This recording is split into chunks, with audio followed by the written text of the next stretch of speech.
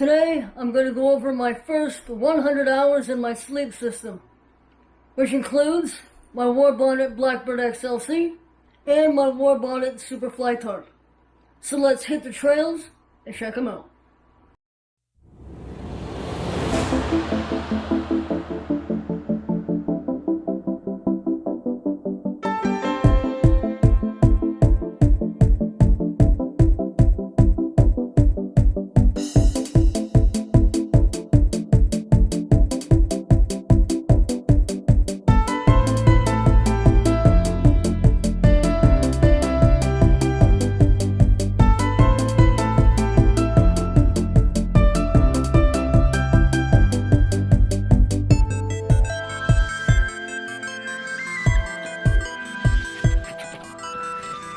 In here I've got my stakes and my ridge line, second ridge line.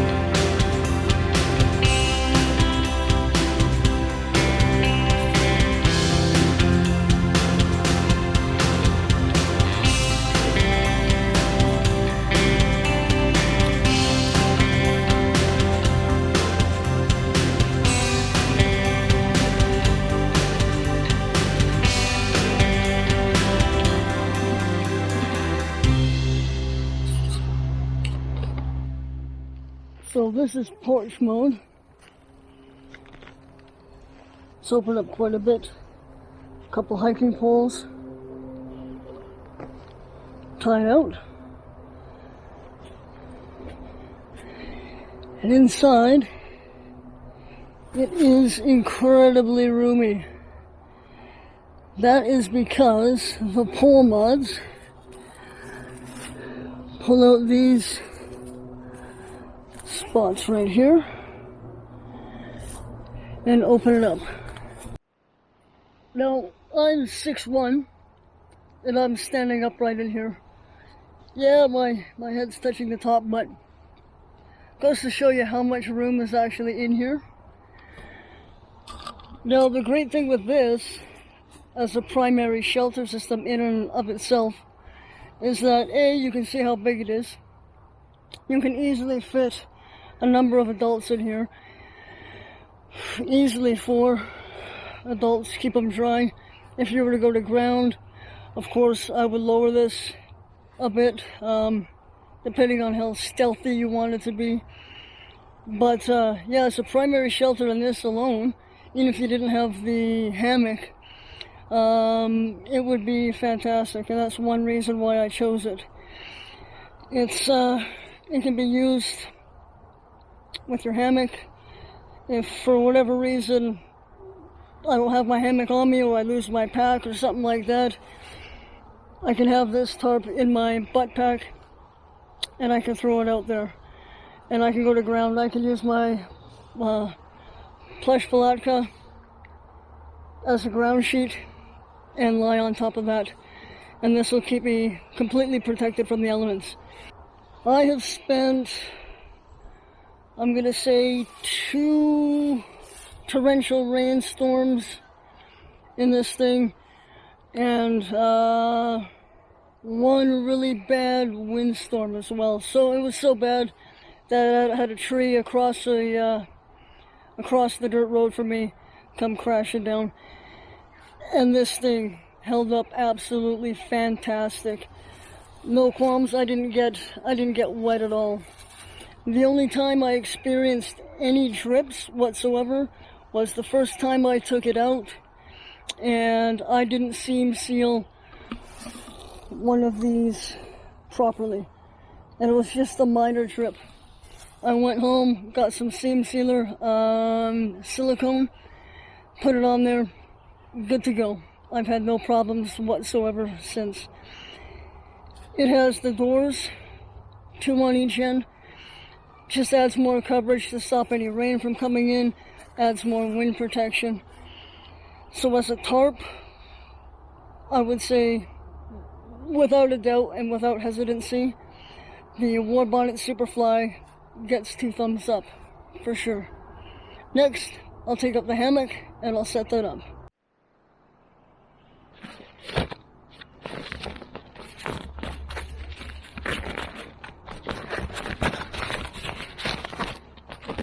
In case anybody's wondering, this is my BG3 pack from Crossfire. They're an Australian company that makes military rucksacks, and so far I am incredibly impressed. This here is my Warbonnet XLC. Double layer 1.7. Let's set it up. And next, let's take a look at our hammock suspension system. Now I replace my carabiners for these titanium Dutch clips. Save a lot of weight. Make setup as, well, it is as easy as a carabiner. They're just lighter. So what we do is we wrap this around the tree, just the overhead height, and put the strap through here, wrap it around.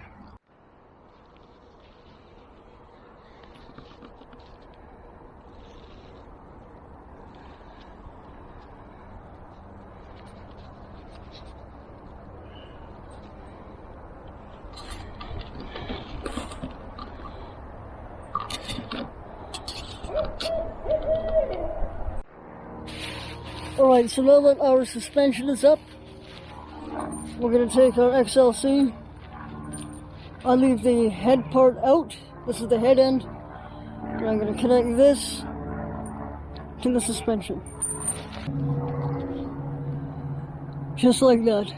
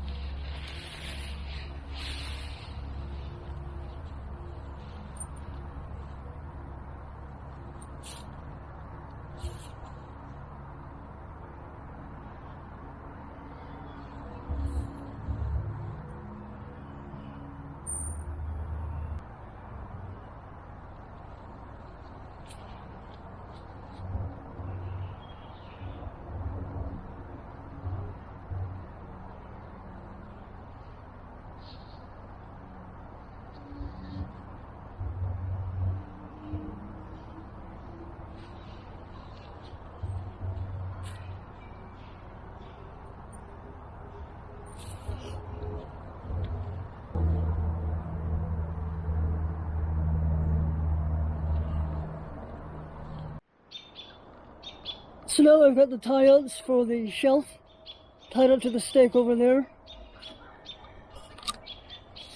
And then I've got the pull-outs here on my head end tied out over here, connected to my pole.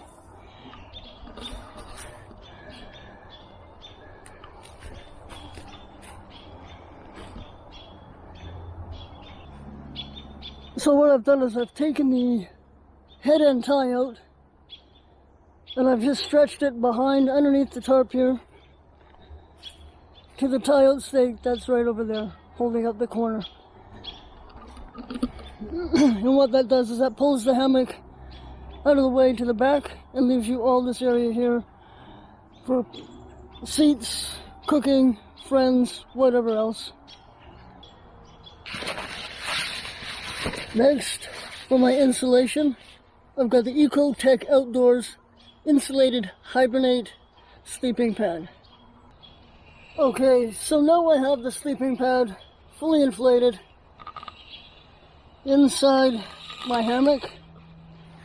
Now, the XLC double layer does have a slot in here that you can actually slide this pad into. Or any pad, really. The problem I find, though, is that regardless of what pad you put in there, they tend to slide around and move. So I prefer to keep this here. That way I can sort of feel where it is under my body at all times and adjust it accordingly. Now, that being said, a pad is not my preferred method of insulation for a hammock. So the main reason why I would take a pad over an underquilt is twofold. The main reason is because if for whatever reason I had to go to ground, like there was no trees around or you lost it, you had to ditch camp quickly, whatever, and all you had was a tarp or a poncho, at least you still had a pad that you could go to ground with and it would insulate you. An underquilt won't do that because when you lie on the ground, your body's going to compress that down, you're going to get no insulation whatsoever. A pad will. Second reason, and not so much, but it's because of space. The Ecotech takes up less space than my old Thermarest does, and it's about the same size, if not a little bit smaller, than my Hammock Gear Burrow 0 degree. Now, for 3 seasons, this pad is going to be fantastic. In a winter situation, I would have to take my underquilt and I would add some additional pockets on the outside of my pack to hold that underquilt. The third reason, why I like this pad is because it's bright orange. if for whatever reason you need to signal for help, you've got this big bright orange mattress that's approximately 6 feet wide, long, and I don't know, 18 inches wide, 20 inches wide. It would make a great item for signaling for help. If I had the space and I wasn't concerned about having to go to ground, then I would obviously ideally prefer the underquilt. So if I'm going out camping for fun and whatnot, I'll always take my underquilt and my top quilt. Now, for insulation for the top is going to be my woolly blanket, and or get it here. Is my snug bag, jungle blanket. This thing is awesome, and I prefer it over my Ranger blanket. A, because it's so compact, and B, I find it a lot warmer.